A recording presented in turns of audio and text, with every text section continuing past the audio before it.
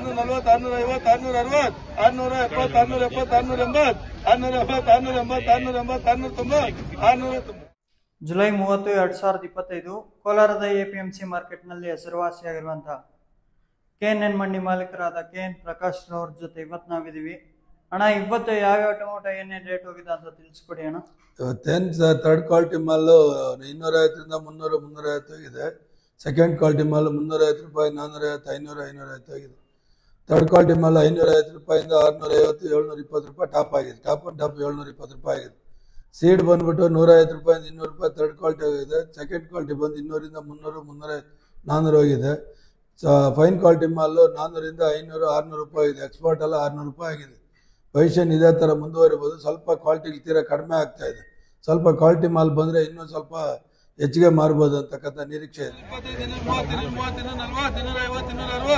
25 30 30 40 250 260 270 280 290 300 300 300 ರೂಪಾಯಿ 305 ರೂಪಾಯಿ 310 ರೂಪಾಯಿ 15 ರೂಪಾಯಿ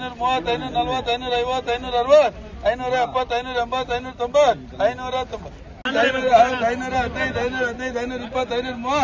330 ರೂಪಾಯಿ